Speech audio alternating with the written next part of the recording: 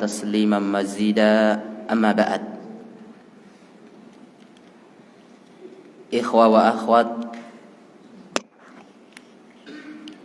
jamaah salat maghrib rahimani wa rahimakumullahu jami'a. Alhamdulillah,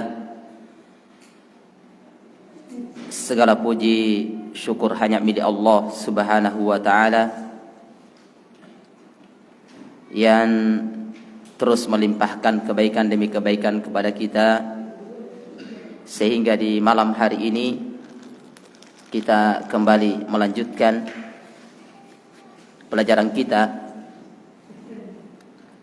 berkaitan dengan ahkamul janaiz, hukum-hukum seputar masalah penyelenggaraan jenazah yang diuraikan oleh Syekh Abdurrahman bin Nasir As-Sa'di rahimahullahu taala. Pembahasan kita selanjutnya adalah sebagaimana telah kita sebutkan pada uraian pembahasan kita pada pertemuan yang lalu berkaitan dengan husnul khatimah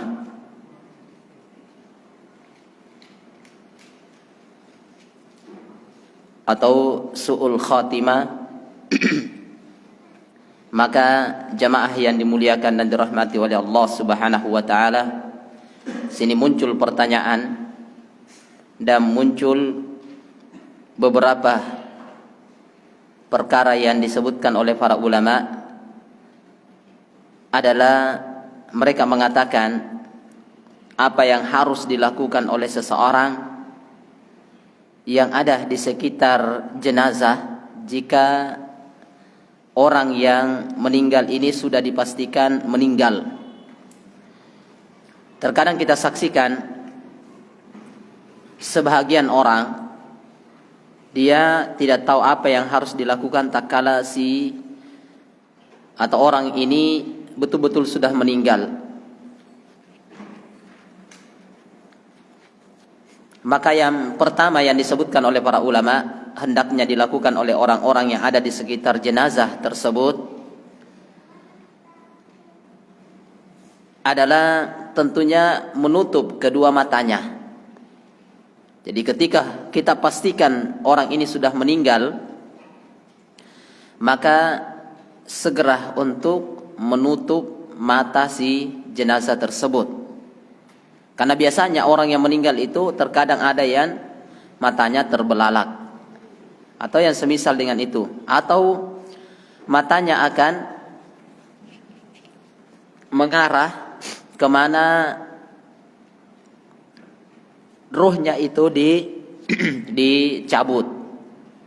Maka segera tutup mata jenazah tersebut. Biasanya kalau dia sudah lama meninggal ini biasanya ditekan agak lama. Karena kalau sudah jenazahnya sudah lama meninggal. Tetapi kalau baru, maka itu dengan mudah kita bisa menutup mata sang jenazah. Yang kedua adalah mengatupkan mulutnya. Biasanya juga mulut itu menganga, maka kita tutup. Terkadang kalau mulutnya ini sulit untuk ditutup, maka boleh diikat dari dagu sampai dengan di atas kepalanya. Jadi dia biasanya kita ikatkan tali ke sini untuk menutup bagian mulutnya. Kan biasanya menganga karena tentunya ini akan membahayakan saat memandikan kalau mulut dalam keadaan terbuka. Sehingga diupayakan itu ditekan naik atau diikat dari bawah dagunya ke atas kepalanya sini tali. Itu. Yang ketiga, nah ini agak rawan ini. Yang ketiga itu melemaskan persendian-persendian si jenazah. Kira-kira kurang lebih 1 jam setelah meninggalnya.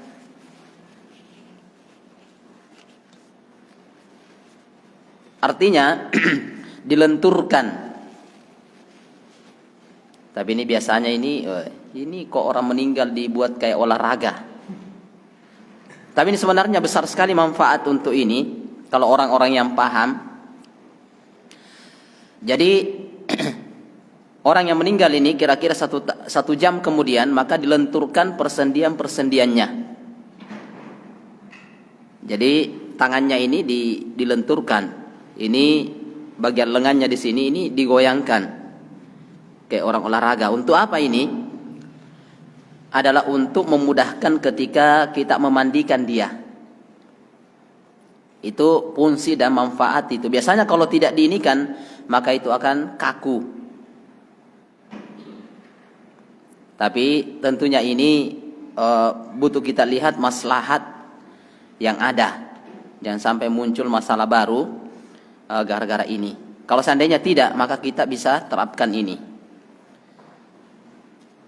Sehingga juga termasuk diantaranya biasanya kita ketemukan itu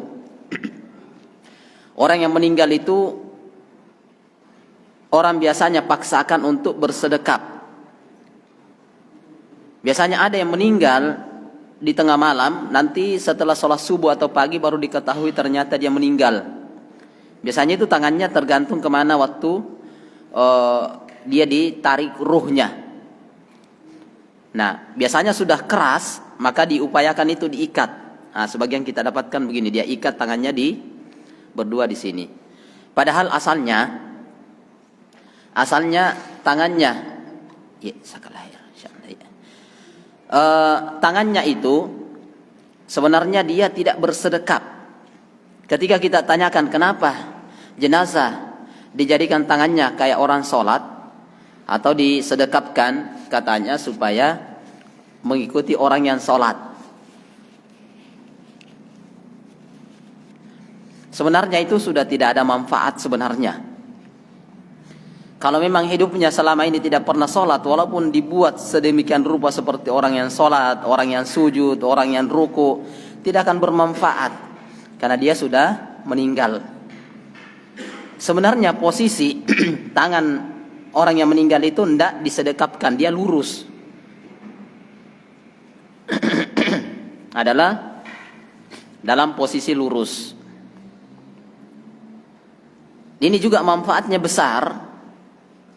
Ketika tangannya itu lurus, itu akan memudahkan kita untuk memandikan dan membersihkan tubuhnya. Beda kalau posisi sedekap. Itu akan memberatkan karena bagian-bagian di dada ini dan sekitarnya itu sangat sulit tak kala tangannya terlipat. Jadi sebenarnya tangannya itu bebas. Kenapa ada dilenturkan 1 jam setelah meninggalnya jenazah? Maka itu dilenturkan supaya nanti suatu saat dimandikan dia bisa diangkat tangannya. Bisa diangkat yang kiri kanan. Ini bagian lututnya, bagian selangkangannya ini digoyangkan supaya mudah nantinya. Beda kalau dibuatkan dia kaku, akhirnya sulit untuk dilaksanakan penyelenggaraan jenazah seperti memandikan pada saat dimandikan. Nah, ini jamaah yang dimuliakan dan dirahmati oleh Allah Subhanahu wa taala. Hanya saja ini kembali kita lihat maslahat dan mafsadatnya. Karena asalnya itu. Jadi tangannya lurus. Ini juga memudahkan kita saat mengkafani. Coba antum bandingkan mengkafani jenazah saat posisi sedekap dengan lurus, mana yang lebih mudah? Lebih mudah ketika dia lurus. Kenapa? Sepanjang tangannya. Biasanya kain kapan itu tidak cukup dengan ukuran yang pas, dilebihkan sedikit. Kenapa? Kok ditarik naik kurang di kaki? Kenapa? Karena yang mengambil ini yang di tengah. Mengambil ini yang di tengah.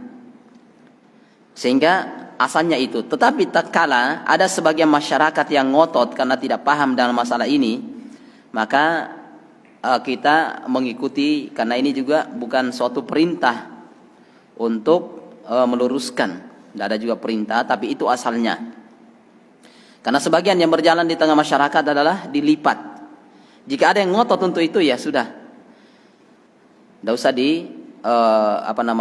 dipermasalahkan berkaitan dengan itu. Tetapi asalnya ketika kita yang memiliki keluarga dekat dan kita bisa yang bertindak dan yang mengatur, maka coba diluruskan dalam posisi seperti itu. Itu Allahu Ta'ala alam bissawab. Kemudian setelah itu adalah meletakkan sesuatu di atas perutnya. Meletakkan sesuatu di atas perutnya. Untuk apa ini? Supaya tidak mengembung. Nah, ini juga mungkin bisa jadi masalah ini. Kalau kita letakkan sesuatu di atas perutnya, nah ini boleh sesuatu yang agak berat untuk menekan perutnya. Karena biasanya orang meninggal apalagi lama, meninggalnya malam, kemudian pagi ketahuan, ternyata ada keluarganya yang ditunggu sampai esok hari. Nah, ini biasanya rawan. Biasanya rawan sekali berkaitan dengan ini. Maka diletakkan sesuatu, bisa saja kita ambil batu yang agak gepeng, yang bisa kita tekan. Ya, setidaknya dibungkuslah dengan kain supaya tidak ketahuan. Ini kok disakiti, disiksa ini jenazahnya. Sudah meninggal ditindis pakai batu. Padahal manfaatnya disebutkan oleh para ulama untuk menghindari perutnya ini membesar, mengembung. Maka dilakukan ditekan dengan menggunakan sesuatu yang agak berat. Sehingga batu yang agak gepeng mungkin bisa ditekan, ditutupi kain supaya tidak terlalu kelihatan. Kemudian setelah itu adalah menutup jasad si jenazah tersebut sebelum dimulai penyelenggaraan jenazah. Jadi ditutup seluruhnya. Tutup seluruhnya. Ini jamaah yang dimuliakan oleh Allah Subhanahu wa taala. Setelah seperti ini kejadiannya, kemudian ditanyakan berkaitan dengan kondisi si jenazah, keluarga si jenazah. Kalau sudah tidak ada yang ditunggu, maka segerakan penyelenggaraannya. Tidak usah diundur. Kenapa? Kenapa Nabi kita Muhammad sallallahu alaihi wasallam mengingatkan asri'u bil janazah. Segerakanlah penyelenggaraan jenazah. Karena banyak kemungkinan yang akan terjadi ketika kita biarkan lama jenazah ini. Apalagi yang sakit lama, yang punya penyakit misalnya, itu tentunya akan menyebabkan munculnya masalah yang lain. Masalah apa itu? Mungkin sang jenazah akan bau. Nah, ini yang dihindari. Kenapa jangan terlalu lama? Adalah hal-hal semacam ini yang butuh kita hindari. Juga dari hadits Nabi sallallahu alaihi wasallam riwayat Imam Al-Bukhari dan Imam Muslim, Rasulullah sallallahu alaihi wasallam mengatakan asri'u bil janazah, segerakan penyelenggaraan jenazah. Fa in taku salihatan fa khairun tuqaddimunaha ilai. Jika itu orang yang saleh, orang yang baik, maka kamu segerakan penyelenggaraannya, itu adalah suatu kebaikan yang besar kepada dia. Wa in takun siwa dzalik fasyarrun tad'unahu ala riqabikum. Jika orang itu adalah orang yang tidak baik, maka itu adalah sesuatu yang jelek yang kalian letakkan di atas pundak-pundak kalian. Nah, ini jamaah yang dimuliakan oleh Allah Subhanahu wa ta'ala. Jadi ini kalau memang sudah tidak ada yang diinikan, maka diupayakan segera dilaksanakan penyelenggaraan jenazah. Kemudian yang selanjutnya yang terakhir,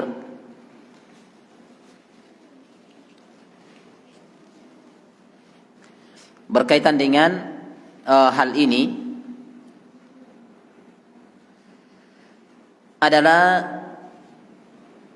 ini termasuk hal yang sangat penting juga yang perlu kita ingatkan berkaitan dengan menyegerakan pelunasan utang-utang dia. Jadi hutang-hutang dia itu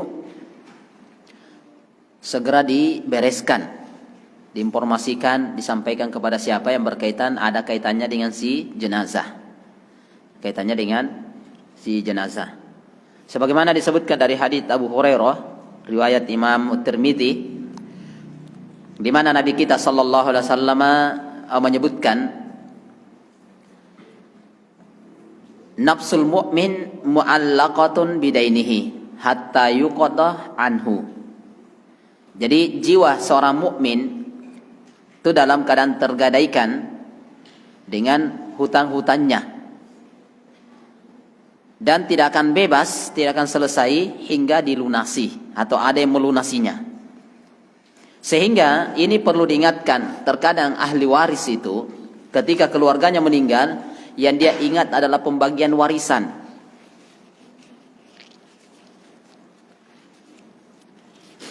Padahal yang terpenting dari hal ini sebenarnya, yang dibutuhkan adalah membayarkan sangkutan-sangkutan berkaitan dengan si mayit. Masalah warisan itu urusan belakangan, urusan kesekian. Tetapi yang terpenting adalah membebaskan atau menyelesaikan utang piutang si jenazah tersebut. Ini yang terpenting sebelum dibagi harta warisannya. Jadi kalau misalnya contoh, si jenazah ini memiliki harta yang dia tinggalkan, misalnya 1 miliar, tetapi dia memiliki sangkutan kepada orang lain 600 juta, maka yang bisa dibagi warisan itu hanya 400. Yang 600-nya ini harus diambil untuk membayarkan hutang-hutangnya, Jadi ini biasanya yang dibagi 1 miliar, setelah dibagi tidak ada lagi yang membayarkan. Nah, ini repotnya, sehingga itu yang paling penting dibereskan dulu berkaitan dengan si jenazah itu sendiri. Sebagian juga diterangkan oleh para ulama, dari hartanya si mayit inilah yang digunakan untuk membiayai berkaitan dengan penyelenggaraan jenazah dan kebutuhan jenazah, termasuk pembelian kain kapan dan kebutuhan yang lainnya. Tentunya itu semuanya diambil dari harta si mayit, kalau yang punya harta, sebelum dibagikan warisan atau harta warisan tersebut. Ini wallahu ta'ala alam bissawab. Ini. Kemudian setelah itu, kalau sudah kejadian seperti ini atau sudah terjadi seperti ini,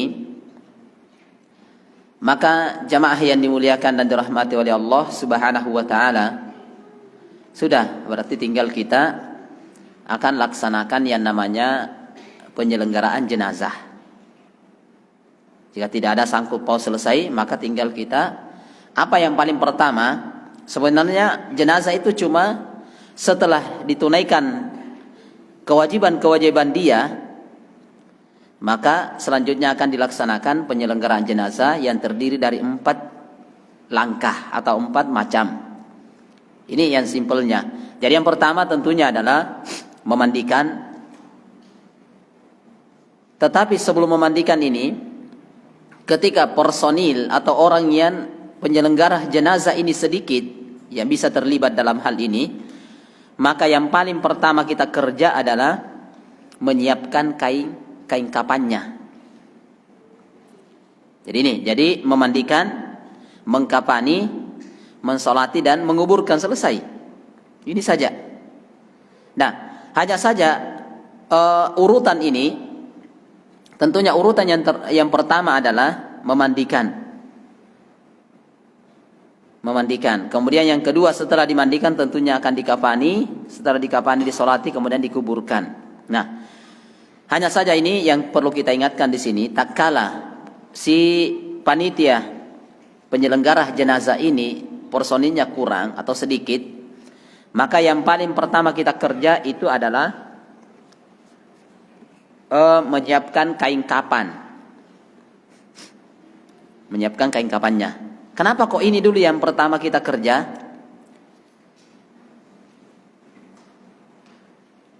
Karena setelah si jenazah dimandikan, itu langsung akan diangkat ke kain kafannya. Kalau tidak ada yang kerja, maka tentunya dia akan menunggu di keranda memandikan jenazah. Jadi kalau kain kafannya selesai, berarti setelah dimandikan, dilap kering, maka langsung diangkat ke kain kafan yang telah disiapkan. Nah, ini kita lihat artinya kalau memang personilnya kurang. Tetapi jika ada memang ditugaskan bagian kain kafan, nah biar itu 2 orang bisa. Berkaitan dengan kain kafan, sebahagiannya di bagian memandikan sekitar 3 sampai 5 orang, maka bisa berjalan bersamaan, tidak ada masalah. Jadi kita berbicara berkaitan dengan masalah personil kurang. Jika personilnya kurang, maka yang paling pertama kita kerja, rencana misalnya jenazah ini akan dimandikan jam 11 atau jam 11 lewat. Tinggal kita lihat waktu duhur, karena kita ingin adakan atau mengikutkan si jenazah ini disolati pada saat sholat duhur, supaya tidak terburu-buru dalam memandikan jenazah. Maka upayakan misalnya sekitar jam 11, ya kurang lebih kita akan memandikan jenazah sekitar setengah jam. Kita akan mandikan jenazah sekitar setengah jam kurang lebih. Nah, ketika berbicara berkaitan dengan kurangnya personil, maka kerja dulu kain kafannya. Nanti akan ada aturannya dan ketentuannya insyaallah. Kerja kain kafannya. Kemudian selesai kain kafan, sudah aman, tinggal disimpan di mana nantinya akan dikafani jenazah, simpan di situ. Kalau memang misalnya ramai sekali, padat, maka bisa di tempat lain dikerja, di rumah tetangga bisa. Setelah itu nanti dilipat, diangkat ke rumah jenazah. Kemudian nanti setelah jenazah selesai dimandikan baru dibuka. Jadi cara melipatnya pun diatur baik-baik. Jadi tinggal nanti buka sedikit, langsung tarik, terbuka. Nah itu. Baru diadakan proses memandikan jenazah. Tetapi kalau berbicara berkaitan dengan masalah personil ini banyak, kerja bersamaan. Kerja bersamaan, kain kafan dengan memandikan. Ini jamaah yang dimuliakan dan dirahmati oleh Allah Subhanahu wa ta'ala. Nah, kita langsung ke yang pertama. Kita langsung masuk ke yang pertama. Jadi sebenarnya simple. Berkaitan dengan cara memandikan jenazah ini. Cara memandikan jenazah adalah butuhnya persiapan. Ini. Yang paling pertama kita perlu ingatkan, yang memandikan jenazah ini adalah dari pihak keluarga terdekat. Kalau bapak, diupayakan anak atau saudaranya. Pokoknya keluarga terdekat. Kalau tidak ada yang bisa, maka bisa menunjuk orang. Dengan bagaimana ketentuan dan sifat orang yang memandikan jenazah adalah pilih orang yang amanah. Ini yang diharapkan. Kenapa dari pihak keluarga? Kalau misalnya suaminya yang meninggal, istrinya pun bisa memandikan bersama anaknya. Tidak ada masalah. Artinya, orang yang meninggal ini tidak menutup kemungkinan akan adanya aib atau cacat. Mungkin bau. Apalagi orang yang punya penyakit, misalnya penyakit kusta, atau misalnya penyakit gula, atau ada juga yang kanker. Nah ini kenapa orang-orang terdekat? Karena dikhawatirkan ketika dimandikan ini dia akan cerita. Itu dengan la ilaha illallah gini-gini. Nah ini yang dijaga. Baunya luar biasa. Ini yang begini ini diupayakan, kecuali dalam rangka untuk mengajari orang-orang ketika memandikan jenazahnya seperti ini, maka kita siapkan yang begini dan begini. Itu. Nah, kenapa dipilih dari pihak keluarganya? Karena tidak mungkin dari keluarganya akan membuka aib keluarganya sendiri, itu kan akan memalukan. Nah itu, sehingga itu. Atau bisa orang lain tetapi yang amanah, dalam menutup aib si jenazah tersebut. Jadi ingat ya, bisa seorang suami meninggal boleh istrinya memandikan. Seorang istri meninggal boleh suaminya memandikannya dengan anak-anaknya, tidak ada masalah. Tidak ada masalah memandikan mereka selama dia mahramnya, maka bisa. Ini wallahu taala a'lam bissawab. Kemudian selanjutnya, kalau si mayit ini sebelum meninggal dia berwasiat. Nah, perhatikan juga, ada sebagian orang yang ingin meninggal dia berwasiat, yang memandikan saya ini.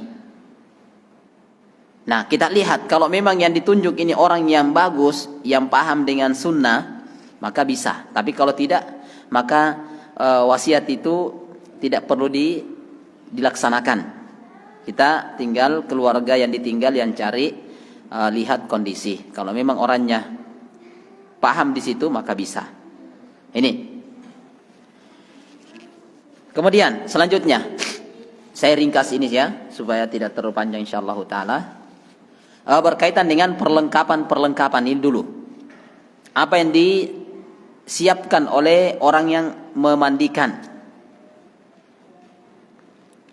Jadi berkaitan dengan kebutuhan diri orang yang memandikan ini, tentunya ada beberapa hal yang perlu dia siapkan. Yang pertama tentunya adalah masker. Itu butuh masker. Ini walaupun bagaimana kondisinya tetap bukan masalah adanya COVID-19 orang pakai masker, enggak. Ini memang dijaga untuk itu. Jadi siapkan masker untuk yang memandikan. Disiapkan. Kemudian selanjutnya adalah, ini salah satu tujuan untuk memakai masker ini untuk menghindari bau dari sang jenazah dan tidak menutup kemungkinan akan terjadi itu, adanya bau. Kemudian yang kedua adalah memakai pelindung tubuh. Jadi upayakan ada. Biasanya kalau ibu-ibu yang biasa di dapur atau bapak-bapak yang koki-koki ini, tobah, tukang masak itu biasanya ada. Itu bagus. Ada yang disiapkan. Kalau tidak bisa dari kain atau plastik yang panjang bisa kita gunakan untuk itu. Ya, ini memakai pelindung daripada orang yang ingin memandikan, karena tentunya kita khawatirkan percikan-percikan air dari ketika memandikan ini yang dihindari. Karena ya kemungkinan ada orang-orang yang punya penyakit. Nah, ini yang dijaga. Kemudian yang ketiga adalah memakai sarung tangan. Ini luar biasa, ini penting perhatikan dan ketahui berkaitan dengan ini adalah memakai sarung tangan supaya kulit itu tidak bersentuhan langsung dengan kulit si jenazah. Ini. Selanjutnya adalah dibutuhkan itu kalau ada sepatu bot yang tinggi itu pakai bagus.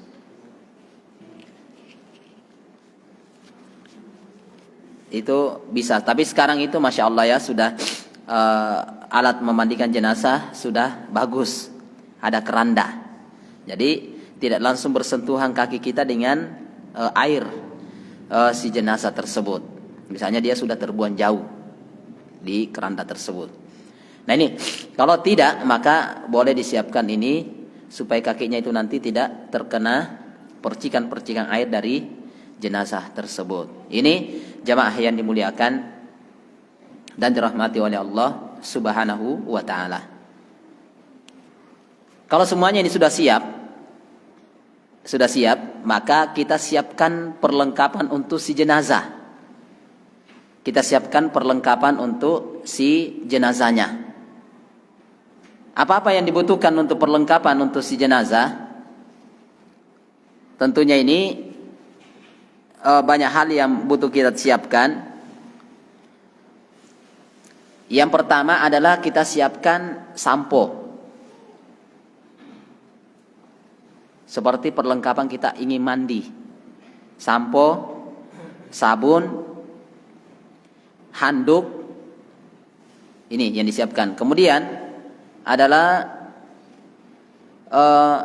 mungkin ada semacam cairan-cairan pembersih. Kalau memang ada luka dibutuhkan.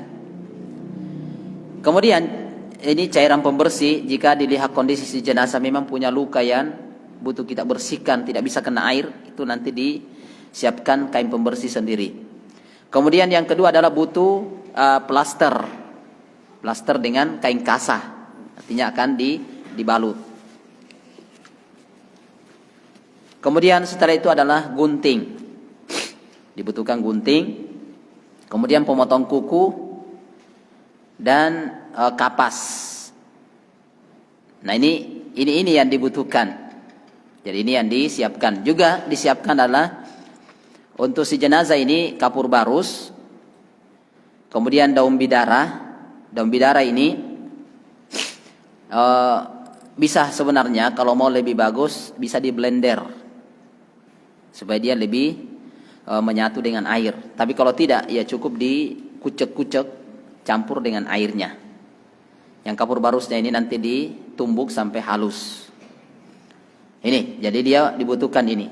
Kemudian selanjutnya ya dibutuhkan adalah parfum.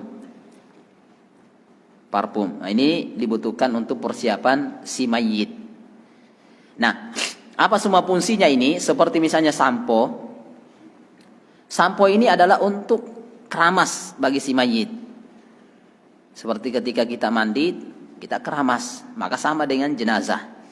Siapkan sampo, demikian pula sabun. Sabun ini untuk seluruh tubuhnya. Ya kalau bisa tidak usah terlalu banyak ya. Satu tinggal dibagi 3 misalnya. Sabunnya tinggal potong-potong. Karena biasanya kalau terlalu banyak dibelikan 3, walaupun tidak ada masalah. Dibelikan 3, dipakai semuanya, tidak ada lagi mau pakai itu. Nah, beda kalau samponya ya, samponya masih bisa dipakai. Kemudian ini handuk. Apa fungsinya ini?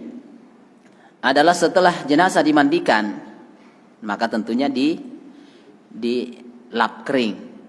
Itulah fungsinya handuk. Kemudian tadi cairan pembersih ini untuk yang memiliki luka yang tidak bisa terkena air. Digosok dengan air akan meleleh atau yang lainnya, maka gunakan kain pembersih. Ini tentunya akan bersamaan dengan plester perekat ini dengan kain kasah. Nah, ini juga dengan kapas. Ini semuanya fungsinya di situ. Kalau kapas ini tentunya banyak fungsi, diantaranya adalah untuk menyumbat hidungnya, telinganya, dan bagian-bagian yang ada lubang. Itu bisa ditutupi dengan kapas saat memandikan. Juga nantinya kapas ini bisa digunakan untuk bagian-bagian luka tadi. Itu bisa. Kemudian selanjutnya adalah gunting. Untuk apa ini? Pertama, gunting ini untuk menggunting pakaian si jenazah. Karena biasanya kalau sudah kaku itu sulit mau dilepas bajunya, maka digunting. Dan celananya. Kemudian pemotong kuku ini juga dibutuhkan pemotong kuku, artinya untuk memotong kukunya. Gunting ini juga sebenarnya sebagian kita dapatkan dari uraian para ulama, dilihat bulu-bulu yang ada. Bulu ketiaknya, mungkin kumisnya panjang, tapi jenggotnya tidak boleh, tetap dia dibiarkan. Jadi ini untuk memotong itu. Bahkan sebagian ada para ulama menjelaskan ini, minta maaf, berkaitan dengan bulu kemaluan jika dia panjang. Ini memang ada khilaf di kalangan para ulama. Mereka mengatakan boleh dipotong kalau memang dia panjang. Sebagian mengatakan tidak usah karena itu daerah-daerah yang sensitif atau rawan. Ini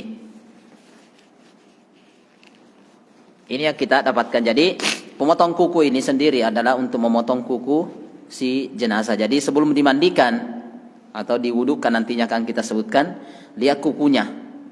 Kalau panjang dipotong. Kuku-kuku tangan ataupun kuku kaki semuanya dipotong, dibersihkan. Kemudian selanjutnya juga dibutuhkan itu adalah kain panjang. Kain panjang. Ini dibutuhkan 2 sebenarnya. Dibutuhkan 2, 1 diperuntukkan untuk menutupi auratnya.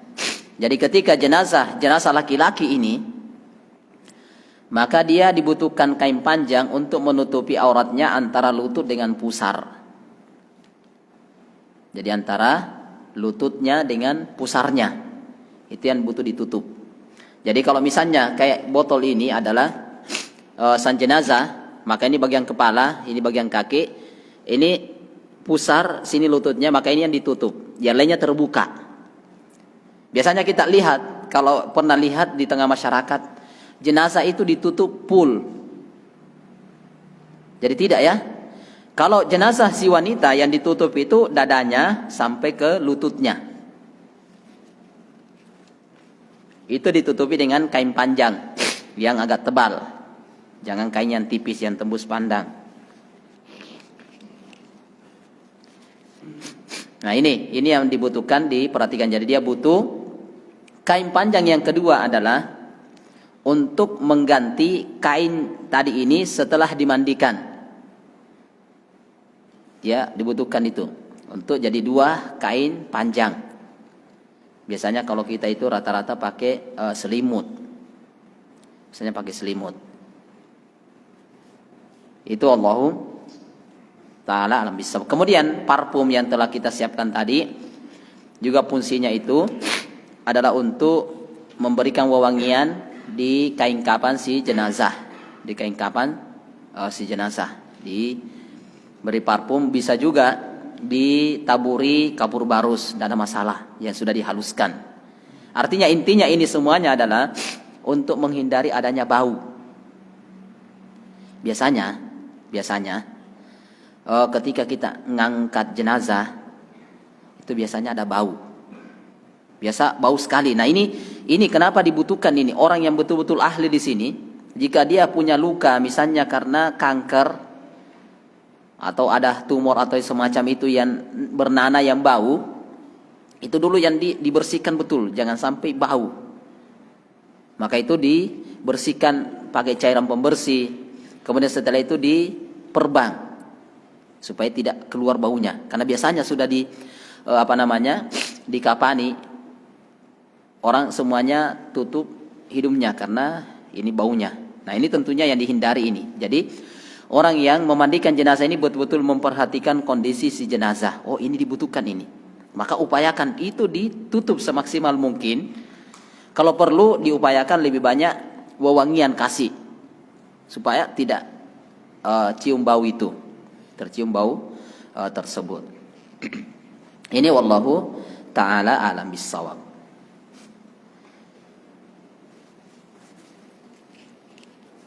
Jadi tidak banyak yang dibutuhkan insyaallah taala berkaitan dengan kebutuhan-kebutuhan jenazah yang kita perlukan. Hanya sebatas itu insyaallah yang dibutuhkan. Jadi dia tidak terlalu banyak. Jadi ada 2 yang perlu kita siapkan berkaitan dengan keperluan orang yang memandikan. Jadi semuanya, baik yang misalnya 3 orang semuanya memakai penghalang, kaos tangan dan masker dan yang lainnya, itu semuanya sama. Ini wallahu ta'ala alam bisawab. Kemudian yang kedua disiapkan adalah tentunya untuk si mayit. Untuk si mayit. Nah, ini wallahu ta'ala alam bisawab. Di antaranya juga tentunya ini langkah-langkah yang disiapkan selanjutnya tentunya butuh ember untuk menampung air. Adalah dibutuhkan ember atau baskom yang dipersiapkan untuk menampung air. Dan sebenarnya memandikan jenazah ini misalnya sudah sebelum memandikan ini tentunya semuanya kita siapkan berkaitan dengan campuran air kapur barus. Campuran air kapur barus. Kapur barus yang dicampur dengan air ini disiapkan. Kemudian juga campuran daun bidara. Itu semuanya juga disiapkan memang sebelum memandikan jenazah. Dan dia cukup 1 ember atau 1 baskom saja, tidak usah terlalu banyak. Karena campuran kapur barus ini, demikian pula daun bidara ini adalah digunakan sebagai bilasan terakhir. Nanti sebagai bilasan-bilasan terakhir saja. Setelah jenazah itu dimandikan 3 kali. Jadi memang disiapkan. Nah, sekarang ini ada langkah yang terbagus, yang terbaik. Kita menggunakan selang air memandikan jenazah. Tidak perlu pakai timba. Tinggal mengatur kecepatan atau kerang air ini untuk jangan terlalu kencang. Jadi ini bagus. Kita lihat bagaimana para ulama kita ketika memandikan jenazah, mereka menggunakan selang seperti ini. Tidak mesti, biasanya kan ada pakai timba. Bisa, tidak ada masalah. Nah, sekarang ini juga bisa menggunakan langsung selang air dari kerang air, sambungkan selang masuk. Sebenarnya lebih praktis. Lebih praktis. Itu Allahu ta'ala bisawab. Nanti dilihat bagaimana cara yang termudah. Nanti kita praktekkan, nanti di luar situ kita akan memandikan jenazah. Siapa yang siap dimandikan? Jadi memang orang. Nanti di dekat kamar mandi sana supaya nanti bisa dilihat. Insyaallah 1 kali itu sudah bisa. Artinya tidak terlalu rumit, berkaitan dengan memandikan jenazah insyaallah. Iya. Ini wallahu ta'ala bissawab. Jadi memang dibutuhkan. Kemudian ini juga nanti saya lupa, ini berkaitan apa lagi yang disiapkan untuk jenazah adalah biasanya kita siapkan kapas yang agak banyak. Selain daripada menutupi hidung, mulut, telinga, juga digunakan untuk area kemaluan. Nah, sekarang ini bisa kita ganti dengan popok orang dewasa. Karena kalau biasanya tidak ada popok, maka kita menggunakan potongan kain kapan untuk seperti celana. Nah, ini kalau popok ini lebih praktis. Kenapa? Sudah ada kapasnya, sudah ada lengkap, tinggal perekatnya ada. Kalau kain kapan ini tipis, disiapkan lagi kain kapan, kemudian diikat. Kalau ini tinggal direkatkan, selesai. Jadi misalnya ada luka, yang ini karena luka kecelakaan atau yang lainnya, maka bisa kita tutupi. Misalnya di seluruh badannya ini dikhawatirkan sudah dimandikan masih akan mengeluarkan darah, maka bisa kita tutupi dengan popok yang besar untuk di area badannya itu, untuk dia nantinya akan menyerap cairan atau darah yang keluar. Kalau tidak, maka nantinya akan tembus ke kain kapannya. Kalau hanya kapas biasa, biasanya kalau banyak itu akan tembus kentara ke kain kapannya, apalagi dibuka. Wah, ini kenapa begini ya? Ini macam-macam biasanya muncul. Nah, sehingga itu dihindari hal-hal semacam itu. Biasanya kalau tidak ada popok ini dipersiapkan kapas yang banyak. Tapi sekarang itu alhamdulillah mudah kita dapatkan, maka siapkan popok yang ukuran besar. Itu wallahu ta'ala alam bissawab. Ini yang perlu kita siapkan. Ini yang perlu kita siapkan untuk memandikan jenazah. Ya wallahu ta'ala bissawab. Masih ada waktu 5 menit. Jadi nanti insyaallah ta'ala kita akan sebutkan berkaitan dengan cara memandikannya. Yang penting disiapkan dulu ini. Cara memandikannya insyaallah simple dan praktis. Ternyata oh begini caranya. Jadi simple sekali. Biasanya kita tinggal faktor keberanian. Biasanya apalagi banyak yang nonton, dipoto lagi, di video lagi, wah ini kita salah langkah. Ini lupa ini. Jadi padahal materinya sudah dihafal, ini dari ini, tapi karena banyaknya orang yang ini, akhirnya kita lupa. Yang mana dulu ini? Atau banyaknya komentar harus begini. Ya, ini semuanya yang butuh kita antisipasi. Sehingga setelah siap semuanya ini disiapkan, maka selanjutnya kita sekarang siapkan keranda untuk memandikan. Sekarang ini banyak, masya Allah, sudah tersedia, jadi mudah. Dulu itu ada pakai batang pisang atau yang semacam itu. Sekarang ini mudah sekali, ada kemudahan.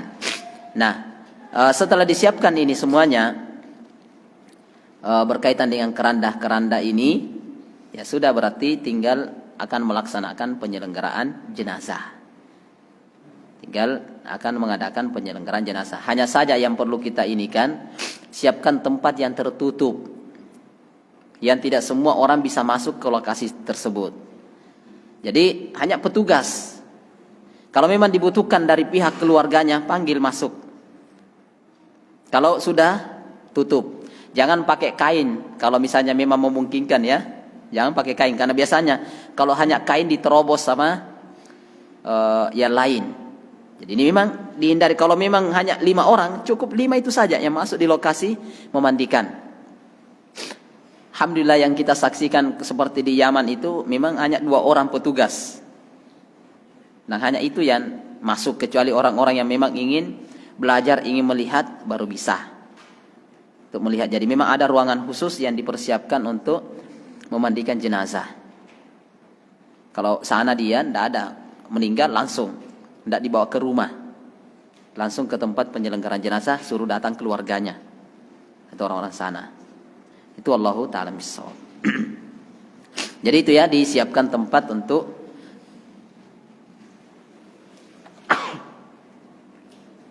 tempat-tempat yang tertutup untuk memandikan. Dan ini banyak dampak yang dikhawatirkan terjadinya ini. Di antaranya adalah untuk menghindari tadi cacat dan aib, sehingga orang-orang yang dipilih itu hanya pihak-pihak tertentu. Iya, saya kira ini.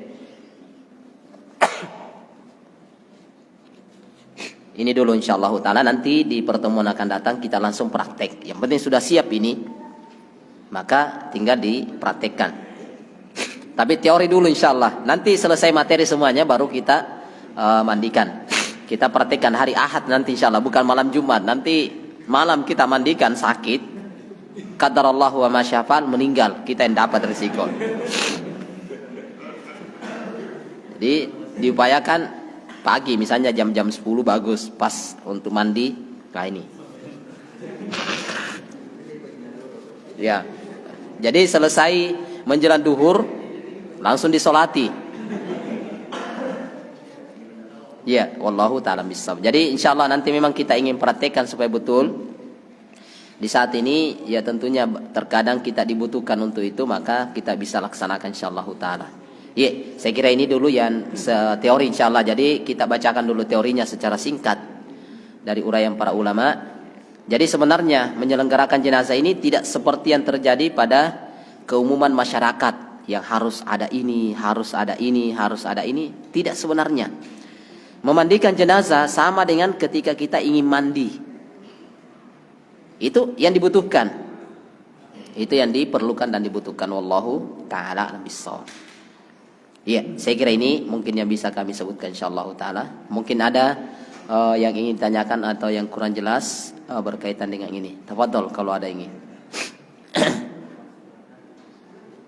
Memanfaatkan waktu yang sisa sedikit insyaallah. Iya, tafadhol, silakan. Assalamualaikum warahmatullahi wabarakatuh. Iya, assalamualaikum warahmatullahi wabarakatuh. Ini fenomena di masyarakat, setiap kali mau disalati, pernah terjadi juga di masjid ini, dia memaksa waktu untuk masuk. Misalnya dia mau disalati dulu, dia paksa waktu belum masuk waktu. Ya, sudah, iya, nah ini. Karena saya komplain di sini, karena mereka banyak yang mendesak keluarganya, saya akan, tapi iya. apa namanya? Ustaz sudah paham. Iya, insyaallah. Ini yang merupakan jadi dengan dalil ini tadi. Dia pakai dalil ini, asri'u bil janazah, segerakan jenazah. Jadi semuanya ingin dia segerakan.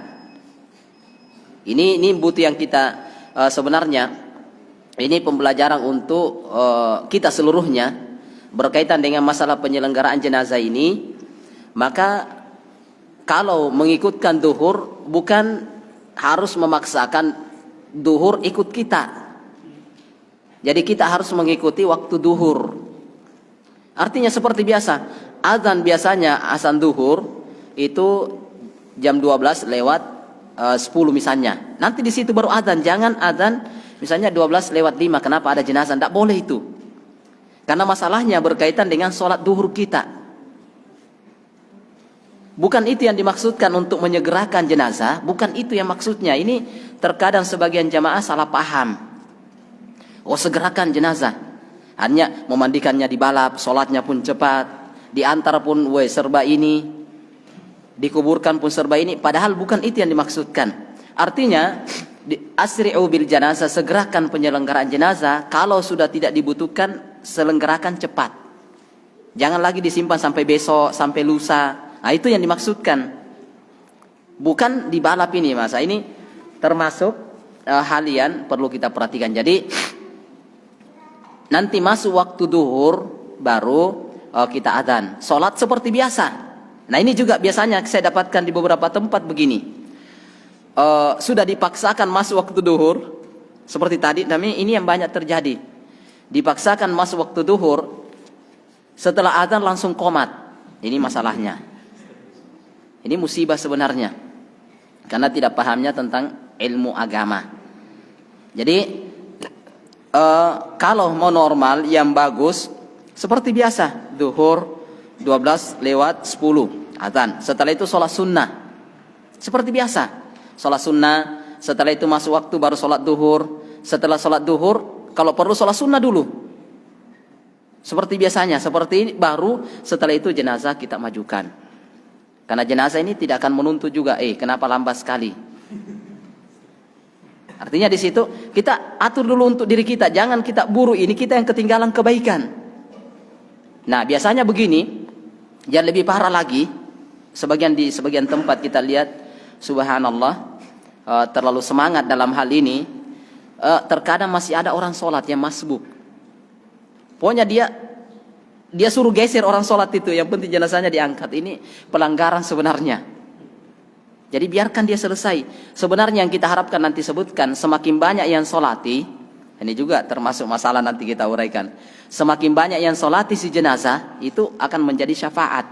Biasanya banyak sekali ngantar ke masjid untuk disolati, yang sholat 2 orang.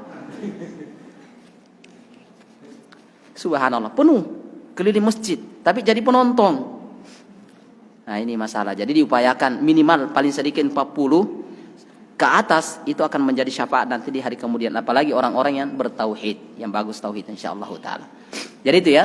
Jadi jangan, diupayakan seperti biasanya baru kita selenggarakan. Jadi kita dapat semuanya. Itu wallahu taala alam bissawab. Iya, saya kira itu karena waktu mungkin insyaallah. Iya. Ini satu insyaallah. Saya rahimahullah sebelum meninggal dia berwasiat hartanya untuk dibagi, tapi suaminya tidak melaksanakannya. Apakah itu termasuk hutang mayit atau bukan, Ustaz? Iya, berkaitan dengan wasiat. Misalnya si mayit ini berwasiat untuk membagikan hartanya, tetapi tentunya dilihat membagikan hartanya atau mensedekahkan hartanya tidak boleh lebih dari 1/3.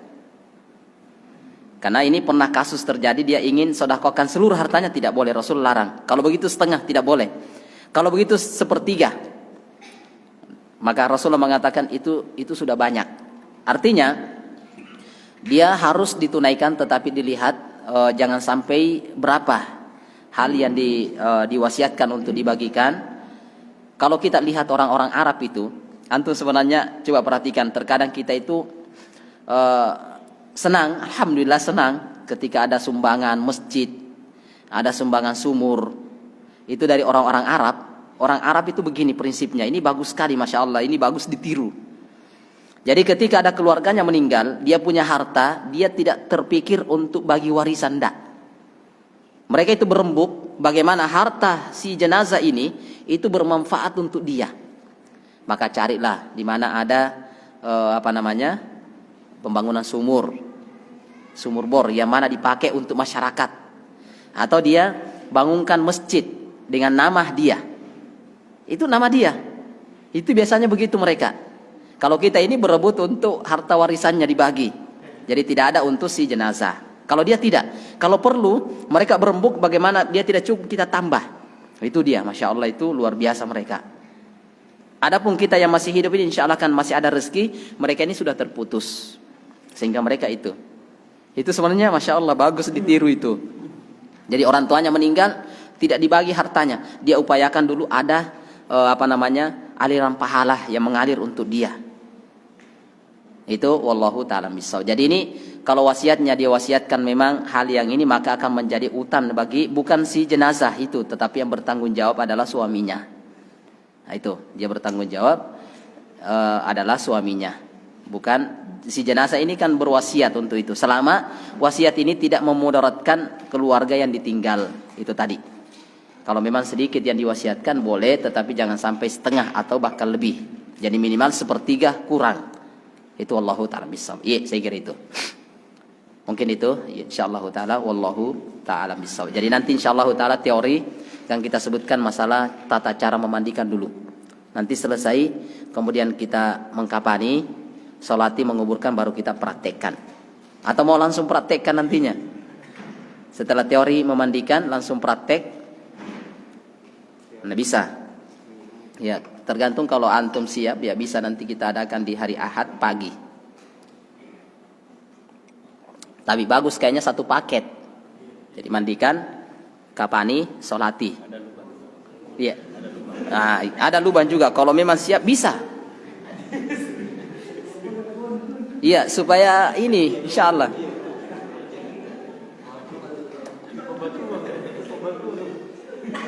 Ya, saya kira ini wallahu ta'ala bissawab. Lebih dan kurangnya kami mohon maaf, wallahu ta'ala bissawab. Subhanakallahumma rabbana wa bihamdik, asyhadu an la ilaha illa anta astaghfiruka wa atubu ilaik.